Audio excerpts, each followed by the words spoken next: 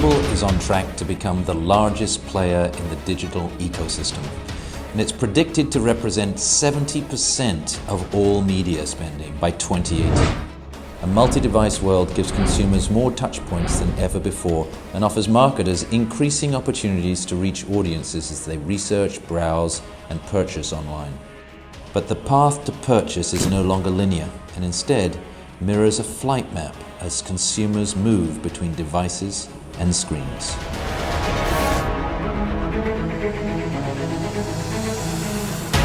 Ten years ago, there was no problem because most users were only using a single digitally connected device. Now we have tablets and smartphones and wearables and TVs all on top of the computers that we use every day. And for a marketer, that makes understanding the user's behavior very difficult. So mobile provides this sort of dimensional view of a consumer and the ability to connect with them multiple times throughout their day. Whether it be television, whether it be display, whether it be visitation to a physical store, mobile provides this unifying mechanism for attribution. For marketers, that's an incredibly powerful new platform. The biggest challenge that marketers face when it comes to this multi-screen journey is understanding and anticipating where the user is in their day and showing them the right message at the right time. In a study we recently did, 71% of consumers said they had a negative reaction if they got an inconsistent message across devices. And so marketers really need to focus on finding that user, understanding them across all of their devices, and making that message consistent. You have to take into account the different devices people are using, or you'll have an incomplete picture. Users are seeing a stream of media. And to really understand performance, you have to determine how to fractionally allocate credit accurately across that stream of media. So think about the ability to run a mobile campaign, target 8 million devices, each one in a contextually relevant, really meaningful way, and then be able to measure the effectiveness of that campaign, of that messaging, to drive those consumers to a particular store. If you understand mobile, you can now understand the consumer and their interactions across these different touch points. If you're a marketer that's buying a lot of mobile activity, more than likely that conversion's not happening on the mobile device. So you're driving great influence in the purchase process, but the conversion's happening somewhere else. If you're using a last touch, last click model, and you're not taking into account cross-device influences, you're never going to be able to do mobile marketing well. If you're really looking at mobile as a channel that you want to use, you need to have a measurement platform that works with your media efforts to ensure that you understand the real credit that mobile's getting.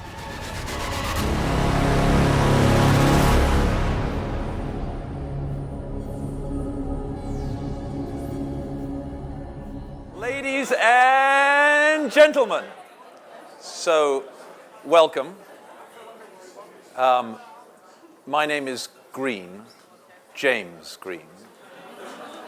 I'm with Her Majesty's company, Magnetic, and I have a license to kill underperforming media. Okay, so I'm not a comic, I can't help it. Thank you for coming. We got a great panel for you tonight, and we have a great after party afterwards. We have a surprise reveal, so you should hang around. It's worth it. So no matter how we do in the panel, you'll enjoy the after party. That's really what that's about. We're going to start off by showing you a short video, and then I'm going to introduce the panelists. And we'll try to keep our panel nice and short and concise so that you can go back to drinking and enjoying and having fun together. So let's roll the video.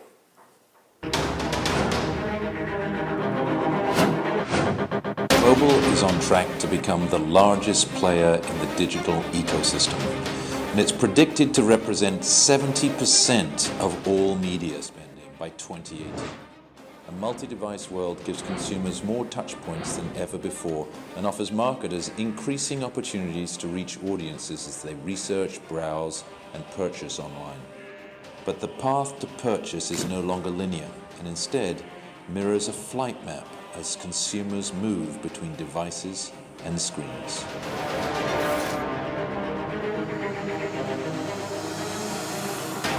Ten years ago, there was no problem because most users were only using a single digitally connected device.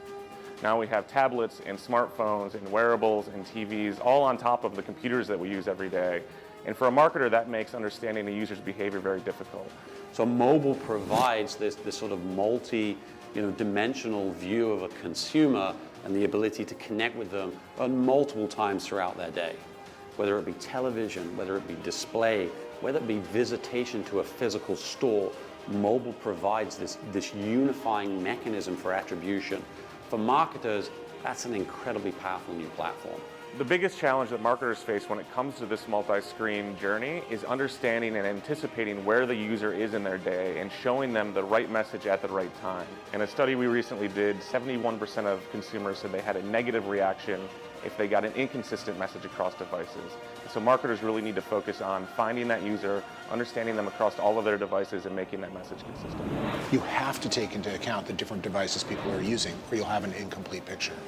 Users are seeing a stream of media, and to really understand performance, you have to determine how to fractionally allocate credit accurately across that stream of media.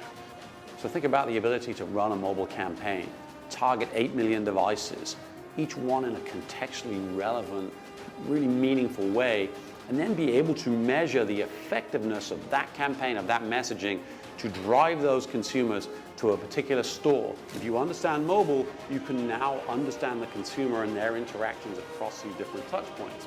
If you're a marketer that's buying a lot of mobile activity, more than likely that conversion is not happening on the mobile device. So you're driving great influence in the purchase process, but the conversion's happening somewhere else. If you're using a last touch, last click model, and you're not taking into account cross-device influences, you're never going to be able to do mobile marketing well. If you're really looking at mobile as a channel that you want to use, you need to have a measurement platform that works with your media efforts to ensure that you understand the real credit that mobile's getting.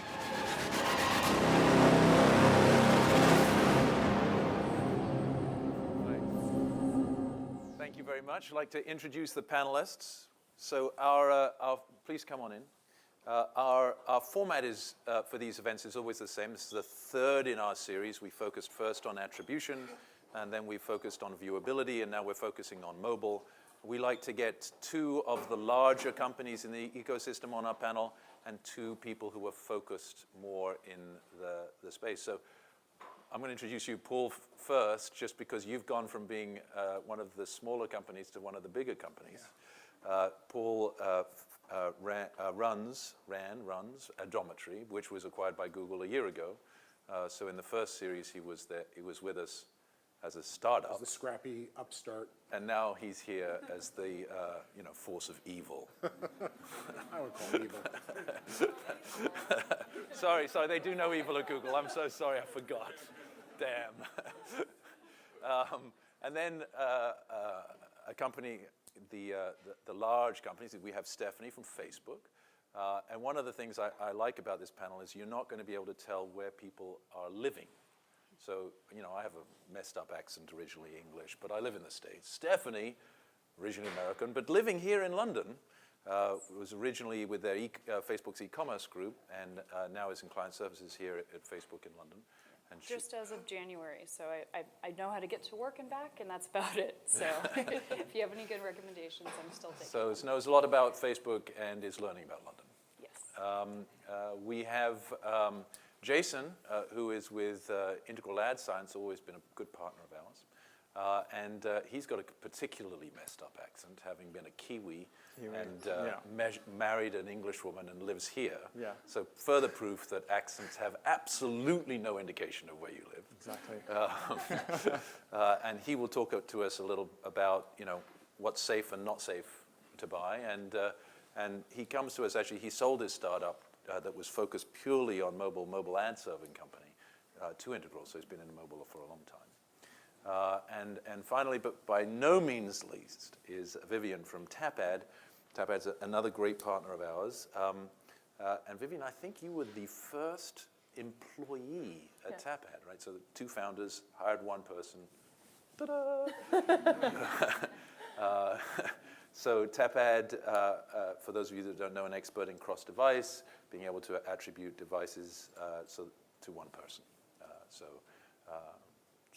a great panel. Thank you all for coming. We're going to start out, Stephanie, I'm going to start out by focusing more on you a little bit in Facebook.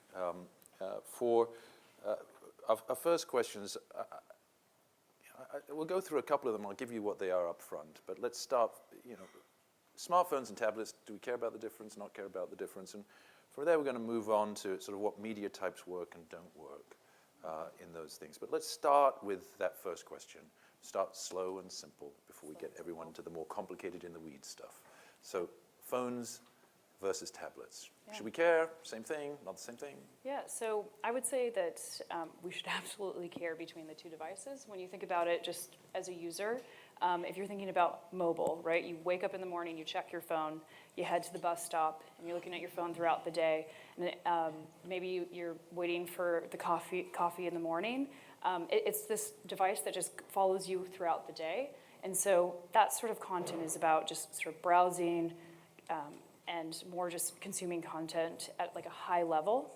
When you think about it conversely on the tablet side of things, a lot of times you're looking at your tablet device while you're at the end of the day, when you're sitting next to your TV, and it's about, you're in a certain place, you're more likely to actually make a purchase, so or do more engaging just purchase activity overall. So I'd say that, at least on the Facebook side, what we noticed is that behavior just really varies based on those two devices. And when you think about sort of the conversion path, it does vary between the two.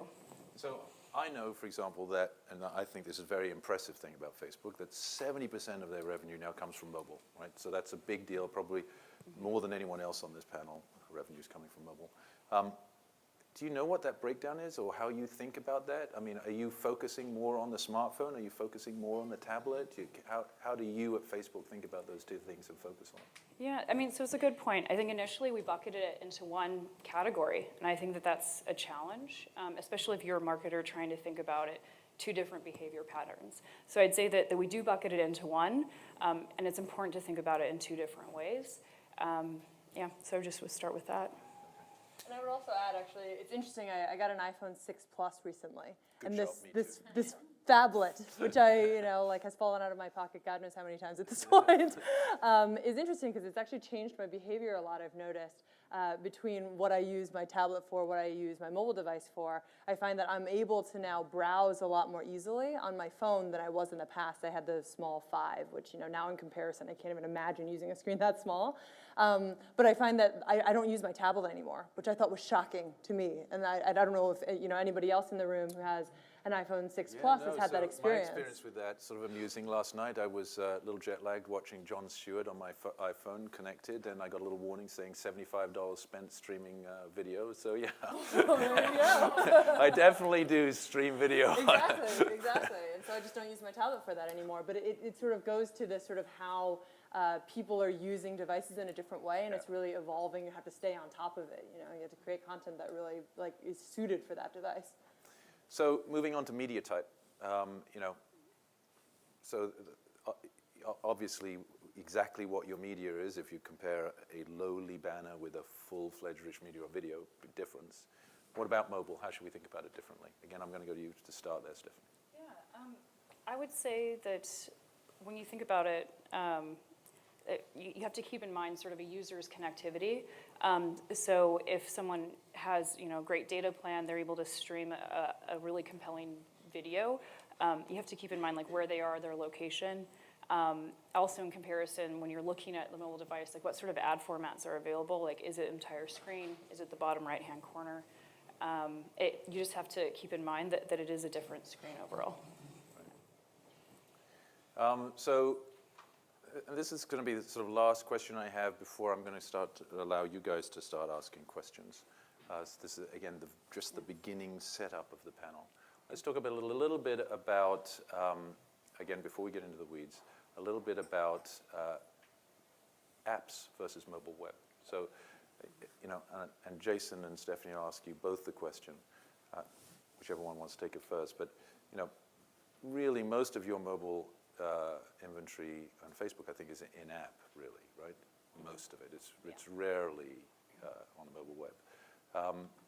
How should we think about that differently? I know that the tracking things are very different about the two. You can even look like two different people if you're not careful. How should we think about that?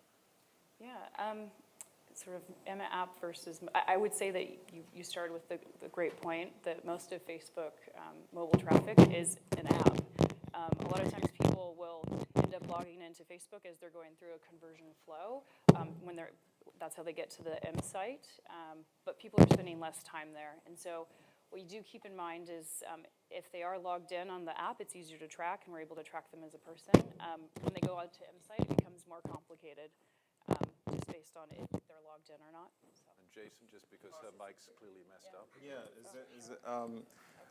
I think from an analytics and tracking point of view, you've got a lot of agency-side platforms that are the incumbents that are used, that come from a display background, and they're increasingly being deployed for mobile campaigns with sort of varying degrees of success because they come from a cookie-based stack where they're expecting a URL to be passed in the ad request, and apps don't send URLs. There's no referrer. So if you want to sort of independently verify and track media from a kind of your sort of agency-based side tools, that becomes very difficult because you're kind of in this silo. That's a real challenge for us. So obviously it's compelling for the agency side because the costs of these incumbent tools are favorable, but there are tools now that can track attribution. They can track the path from apps out to conversion to mobile web. But we just want to see more of the use of that. I guess it's because the costs are high because they want to make a buck, the startups with this cool tech. Right. So one of the things we love to do in this panel is we like to get you guys involved. So I'm going to see if anyone has any questions yet. And if you don't, I'm going to start picking on people later in the panel, so just so you know. So, all right, yes, one question over here.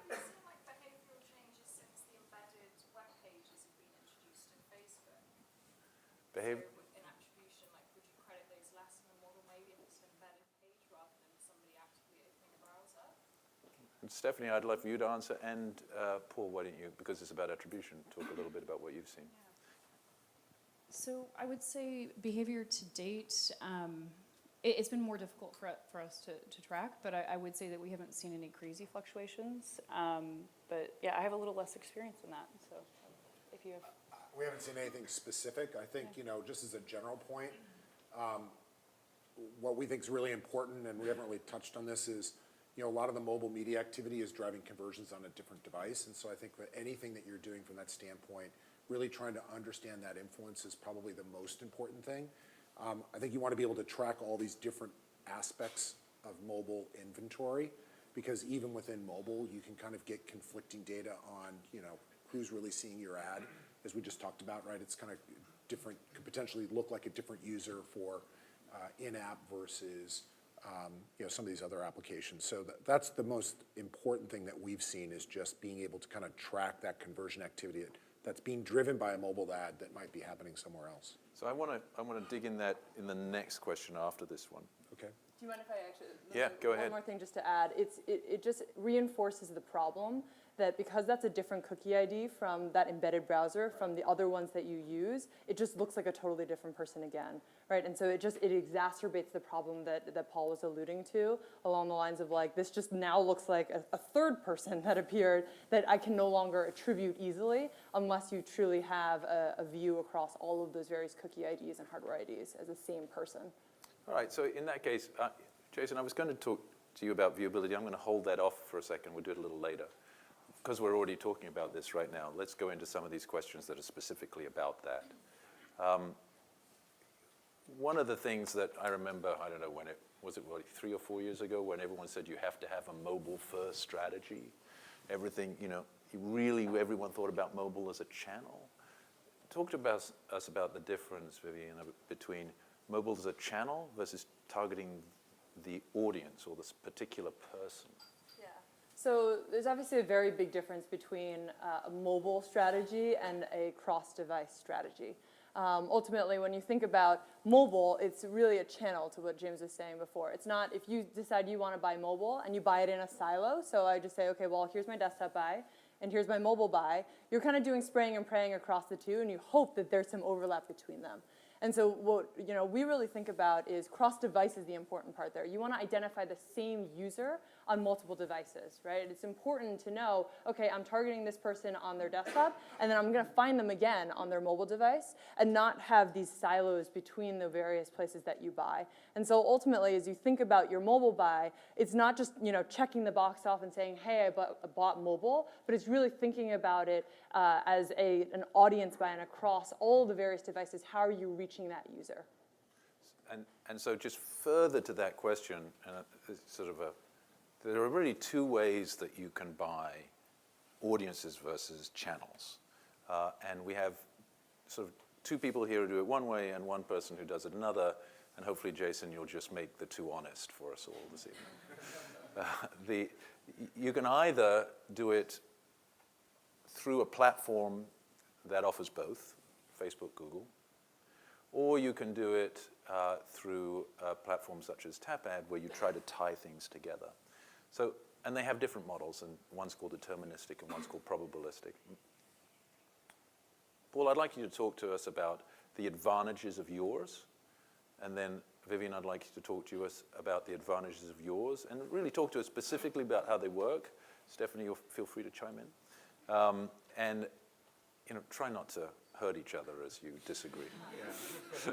So just to be fully transparent, before we were acquired by Google, we worked with Tapad. So, needing a third-party device graph, we really felt Tapad was the best that was available in the marketplace. I still really believe that, although I'm not quite as, a lot could have changed in the last year, but everything I see, they're still doing a great job. Let's talk about what a device graph is, first of all, and why it's important. So, essentially what you're able to do, and the value of this is really build a graph for each user. So for the user, understand that one user represents this cookie or series of cookies, this device ID, this Android ID, this iOS ID, whatever it is, some way to bring that data together under one common user ID, so that when you're serving media or tracking media, you can actually distill that back using this device graph. So I see a bunch of media coming across these cookies. I recognize all those different cookies as actually the same person. And that's the same person that's getting this ad based on this device ID. That's the concept, right? So you have to build that graph. There are two ways of building that. Vivian will talk about the way that Tapad does it. Again, and that's a viable way of doing it. The deterministic way is to actually use real data, which is, at Google we have obviously a substantial enough network where everyone, or most everyone, is logging in and using various Google services or platforms across all their different devices. So Google knows when I use Gmail on my tablet or on my phone or on my computer, they have this device graph. They get all that data. So that's the concept of deterministic. It's really accurate because it's real data. And you have to have a partner that has enough scale. And there's really only two places you can get that scale, Facebook and Google. Twitter doesn't have enough scale. There's plenty of other publishers. Financial Times, I'm sure, here in the UK has a great device graph, but it's a very limited device graph because while they have a lot of subscribers, it's not nearly the scale that Facebook or Google have. And you need to have that scale to be able to do it effectively. I'd like to point out that if Twitter was on the panel, they would have enough scale, but because they didn't show up. That's why we're picking on it. I think we'd all agree Twitter has a lot of depth, but not the scale that you need to do device graphs well enough, or at least consistently enough where that's the only source of data. So there's advantages that we feel that deterministic data brings. First, it's free. You don't have to pay for it. That's a big advantage.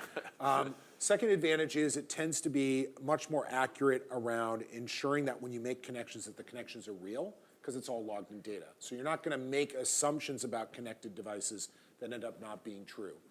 The negative is we may not capture certain devices that are really part of someone's device graph. If I'm using Google services on my phone and my PC, but I've never set up Gmail, for example, on my tablet, then Google's never going to know what my tablet ID is. So that's one of the negatives. The other positive, I think, and I think this is really important, and it's something that Google takes very seriously, is we can make this information, the fact that we're gathering this information, very overt and upfront within our privacy policy. So we make it very easy for users to opt out if that's a level of privacy that they want to maintain. So that's a general understanding, at least as far as how the Google approach works. And we're integrating that into our product. I will be honest, we're we're working through and launching that in the US. We're still, we still don't have a firm date of when we can launch that capability in Europe, primarily because of the heightened privacy standards here versus other parts of the world. So, again, it's just something where we're making sure we're very, I always like to use an old saying, be quick but don't hurry. It's an area where we really want to make sure we have our ducks in a row and doing it the right way to make sure that we can really address the heightened privacy concerns. These services will be released in Europe at some point. Our goal is to do that. I just can't give you a date. Got it. Fair enough. Won't push. Yeah. Stephanie, you want to add anything, Jason?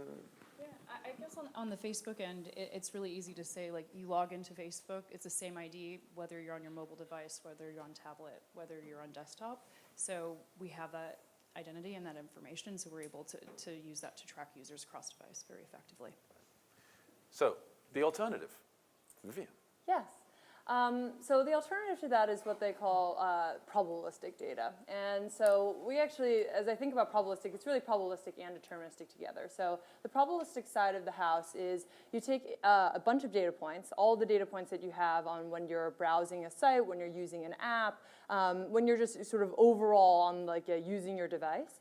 And you take those, say, trillions of data points a month, and you just make inferences. And you start to say, okay, well, the fact that I've seen these two devices hop on the same home Wi-Fi, with this frequency and this recency, and I've also seen them, they look like they have very similar types of behaviors, right? So I'm a big foodie, I love to eat. But I've been looking at blogs across all of my various devices. You can start to create inferences, basically, and say, okay, well, I think it's likely that these two devices are associated with one another. So that's kind of the probabilistic piece of it. And so you make basically inferences. And what you do is you take deterministic data, as Paul and Stephanie were kind of alluding to here, and you compare it. And you say, okay, well, when I make a guess, how good am I at making that guess? And so what we've done is we've actually had Nielsen confirm our accuracy rate. And so what accuracy in this case means is when you do make a guess, right, how often is it that you're actually correct? And so they've said that our data is 91% correct. So when we make a guess, 91% of the time we do have these two devices are associated with the same user. Now, this data is different from the deterministic data set in that it's inferred, right? So you take a bunch of data points and you're trying to understand the relationships between devices. But one of the pros there is that you can take this data and use it in any technology you want. Right? Ultimately, our goal is not to say, okay, well, you only get to use this data within one platform. Right? We want to have cross-device across every single technology you use. Right? You don't want it just within this one silo over here, that one silo over there. You want to understand it across your whole plan, across your ad server, across your DMP, across your DSP. Right? And your goal is to be able to really get that in an open fashion. And so that's one of the sort of the advantages versus deterministic, where if you want Facebook's data, it has to stay within Facebook's walls. If you want Google's data, it has to stay within their walls. And so we really believe that, and we've heard from clients that they want to be able to use magnetic, for instance, and use data. Hands up, everyone wants to use magnetic. Who wants to use magnetic? But use magnetic, for instance, and be able to get cross-device data. And so really having an open technology and an open data set to do that, we think is really valuable. I guess the one thing I want to point out is, so you're right that if you want to buy media on a cross-device basis, you're going to use Google's data to do that within Google. You're going to use Facebook's data to do that within Facebook. But from an attribution standpoint, we're able to measure media performance across 100% of the digital media you buy and use our device graph against that so that we can provide results and insights and analytics universally across your campaign. So we're not limited from that standpoint.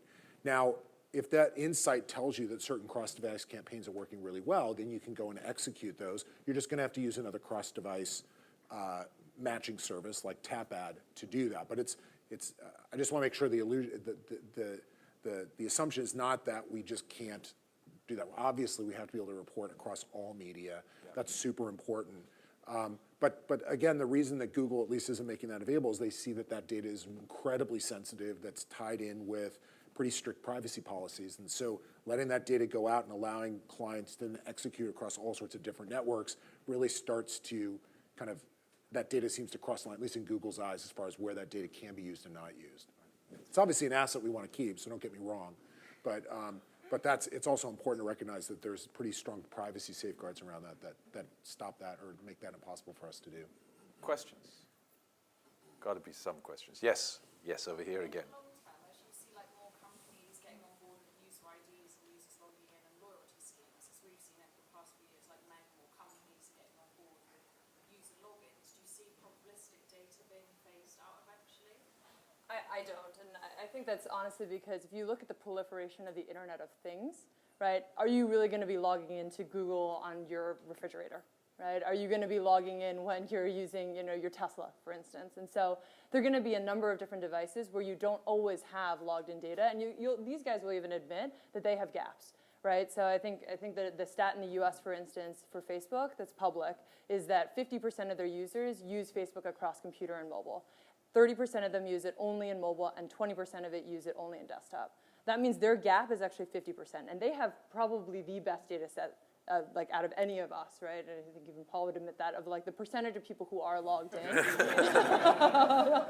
But to give you a sense of even with deterministic data, that there are always going to be gaps there. And it actually, with mobile being first, as James was alluding to before, with a mobile first strategy, that problem actually gets worse and worse over time, that more and more people are going to migrate into that 30% bucket of mobile only, and then fewer and fewer people are going to be using it desktop and mobile. I'm going to back up that for just 1 second, just because the other thing I think people forget is that just on one device, you have multiple personalities. So 2 browsers, 2 people.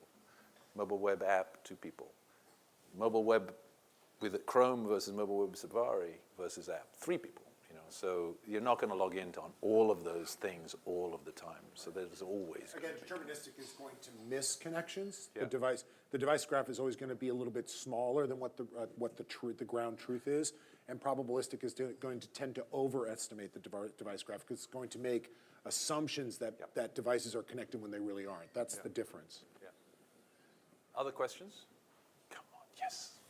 So from a deterministic point of view, it's all a package and a negative. So you can buy off-the-shelf media plus data and then attribution plus different media.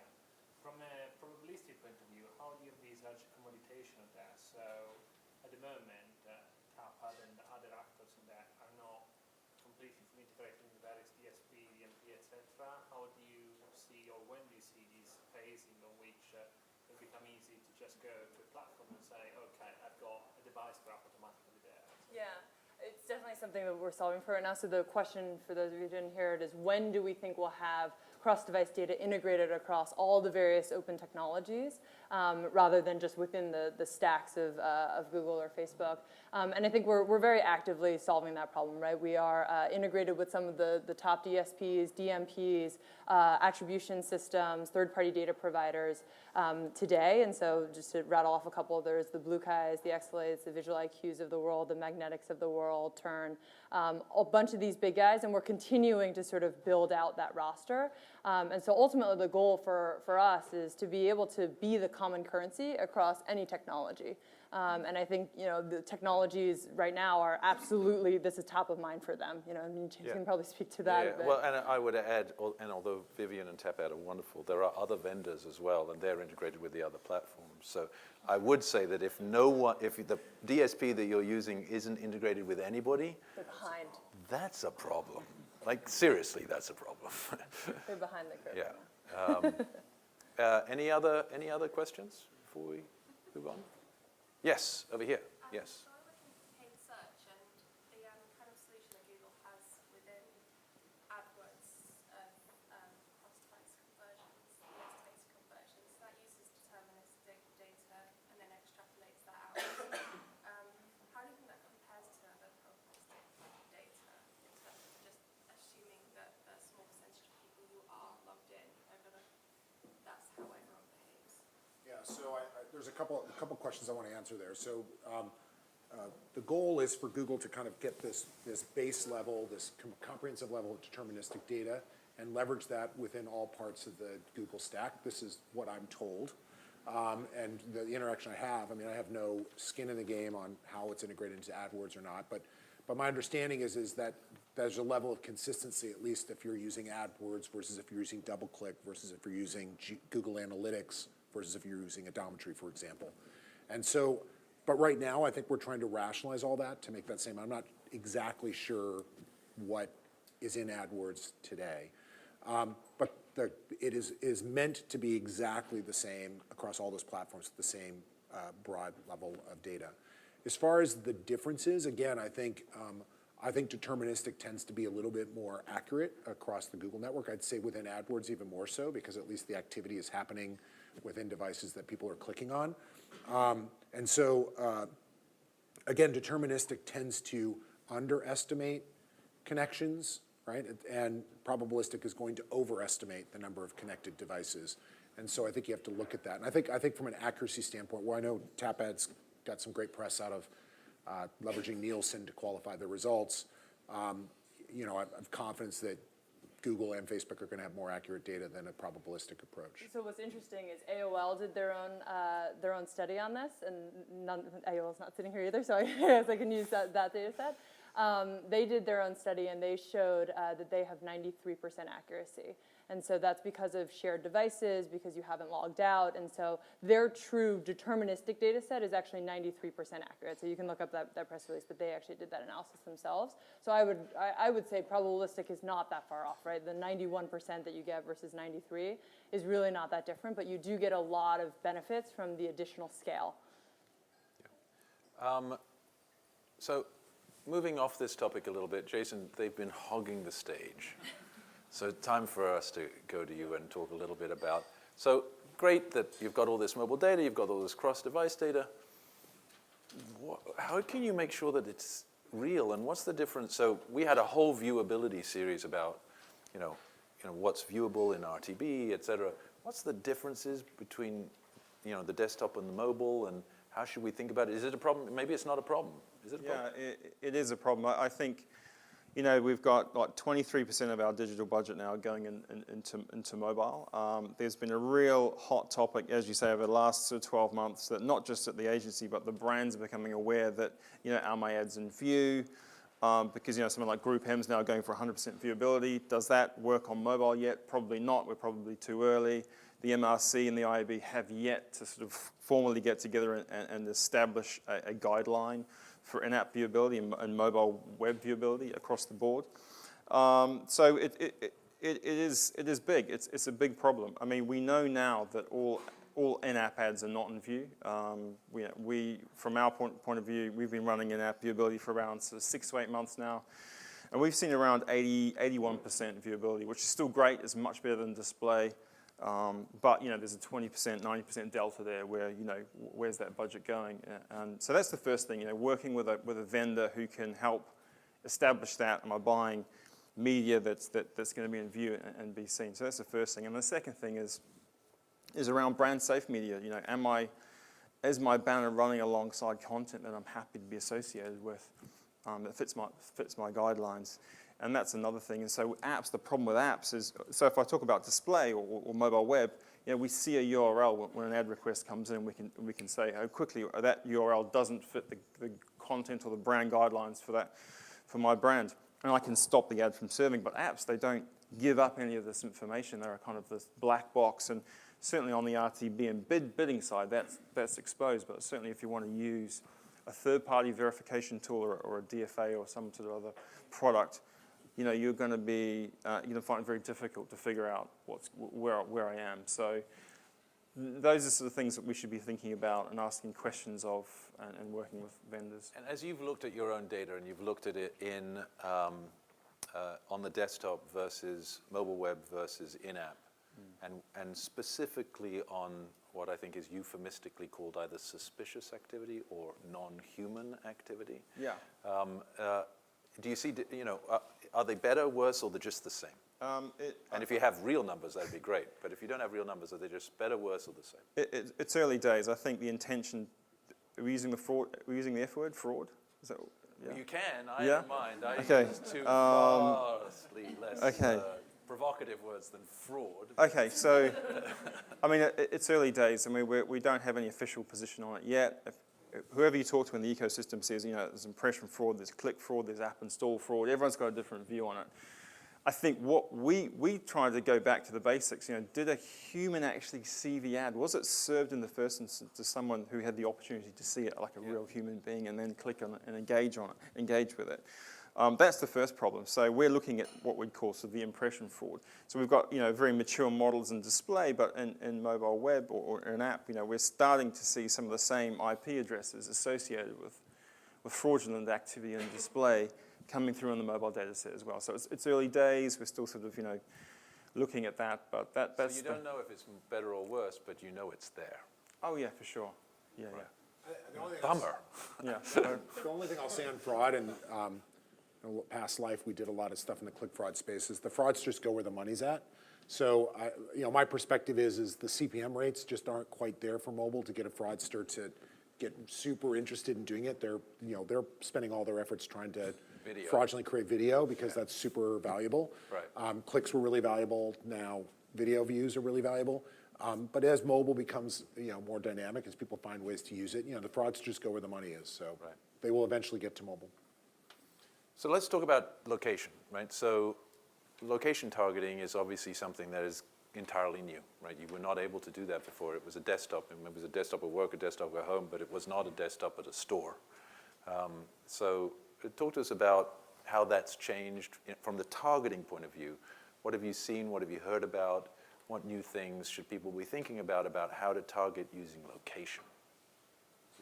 Anyone? Yeah, I guess I think it's worth at least what we've seen from a measurement standpoint is where we went from an attribution solution 3-4 years ago, where we were focused really just primarily on how display and search work together to drive an online conversion. We've expanded that capability quite a bit, where we're now talking about cross-device and across all sorts of different digital channels. And now there's the ability to actually start to kind of step into offline conversions and bring those in. And again, we do this in the United States leveraging a partner called LiveRamp. LiveRamp basically has a large cookie pool that's tied to physical mailing addresses. So I can give LiveRamp any set of data on a physical mailing address basis and map it to our cookie. And I always like to use the example of auto insurance clients because we work with a lot of them. We have one really big auto insurance client that drives all their activity on the web primarily. And then we have another auto insurance client that drives a massive amount of activity to their agents. And so that first client, we've always been able to work very effectively with. With that second client, we're able to use LiveRamp and show them how all those policy bindings that happen at the agent level, we're able to map those to our cookies so we can show them how their digital media at a user level is driving people to buy insurance even though those folks never went to the website. So that's kind of the first step. Right now you bring cross-device, everything we're talking about here, and then you start to say, well, now people have this great people meter that's sitting in their pocket. My chair is swiveling all over. Following you while you're doing That's right. As I talk, Come on, my let's see you do a chair's. full spin. Come on. See if I do my Pilates enough. See if I can make that happen. So now you have this people meter essentially in your pocket that's giving you a lot of device data, and you're just starting to see companies start to leverage it. It's an area that has huge interest to us, which is, can you actually use the person's device ID, the location of their device is essentially a proxy for conversion. So I think of the automotive space, again, where we have a lot of activity. Most of that activity is, do people go to the site to configure a car or request a dealer quote? Well, what if we could actually take that another interim step, like did they actually step into a dealer showroom and use that as a conversion element? And that capability is just starting to cross up, and there's a number of companies that are doing that. We're very interested in that, actually, is, can we bring that data into our solution to start taking it to a step further? For me, what's exciting about all of it is just really blurring the lines between this, traditional digital media and traditional offline media and offline activity. Again, from a media standpoint, look, our TV is going to become a connected device. That's going to give us the ability to start serving media and tracking media no differently than my tablet, my phone, my PC. So that blurring of lines, I think, is what makes things very exciting. Scary from a privacy standpoint, but also very exciting from a measurement standpoint. Anyone else have anything they want to add? I'm going to go to questions. Yeah. Yeah, actually, in the location point, at Group M, we have looked at different location solution, etc. And the two problems that we have seen are one side fraud, because I think that the CPM and location justify actually fraud, etc. Especially, unfortunately, from a mid-long-tail publisher point of view, like you see people moving at 1,000 km/h, but it's quite That's not possible, right? Just checking. Well, no. Or in orbit. Right. In orbit. Probably not at Walmart, but in orbit, yeah.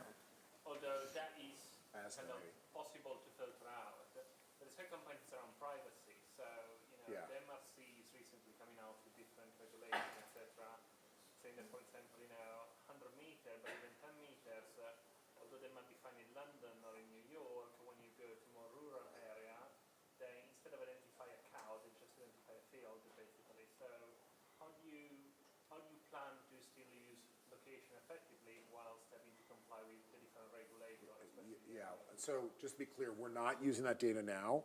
I think we're very interested in it and how we do it, but one thing, I mentioned this before, again, very scary, but really powerful. And so with everything, and we're in the midst of this now with cross-device. As I mentioned, we're launching our cross-device capabilities everywhere but in Europe because of just the heightened privacy standards here around cross-device data. So, until we can get a better flavor for that and get more comfortable that kind of the safeguards we have in place are protecting consumers based on how the regulatory bodies here in Europe want to make sure that that's being taken care of, we're not going to launch that capability. And it'd be the same thing as it relates to location services.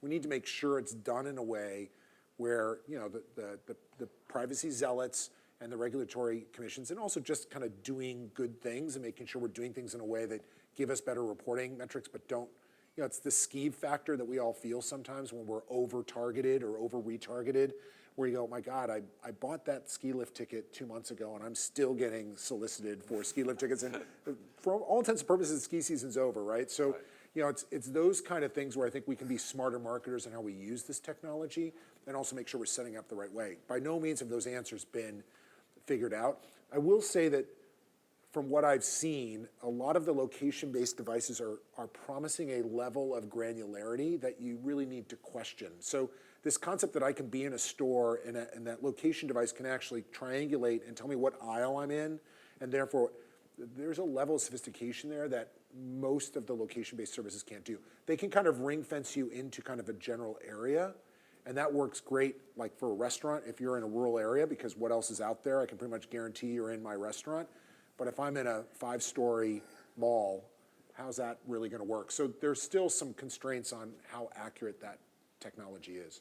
And I'd say on the Facebook end, we recently rolled out sort of postcode targeting, and so we are in early days. So I'd say, like a certain store versus maybe a couple blocks away, that's always going to be difficult, and also you want to be careful of being skeevy and all that. So.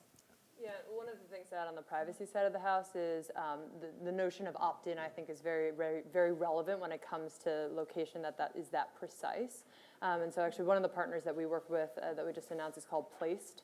And Placed actually does, instead of passively grabbing GPS from like various apps, they actually have their own application which you as a user download yourself and you opt in. And so they have a pool of 500,000 users who've opted in to share their GPS location in exchange for cash, gift cards, whatever it is. But you basically, there's more of a value proposition for them versus, just like taking GPS from anywhere and not, knowing exactly where it came from, not knowing how good it is.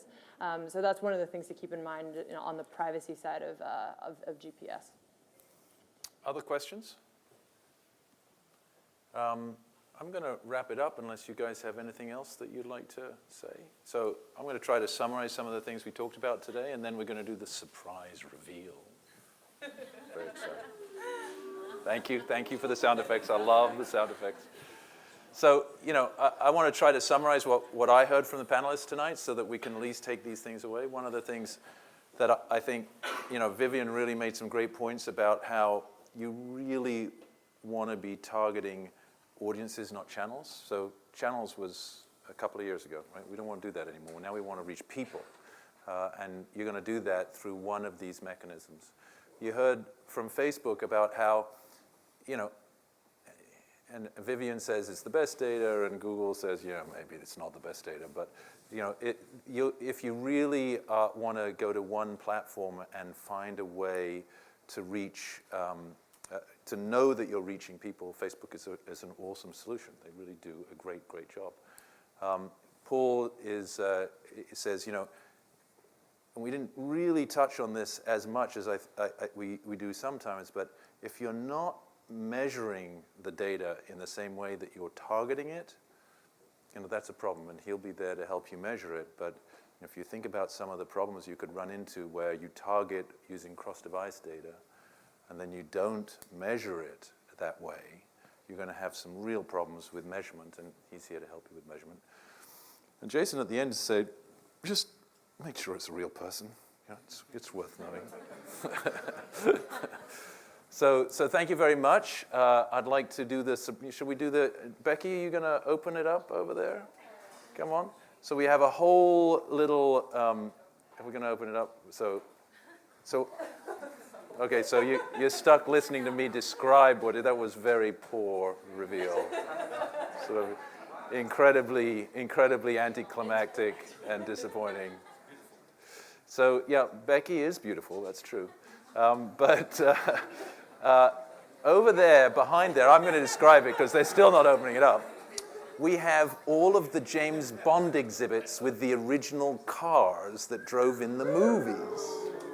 So we got like a DB5, a couple of Aston Martins, some Rolls Royces, and in case that's not good enough, we have free alcohol and drinks as well. So, all right, thank you very much for coming.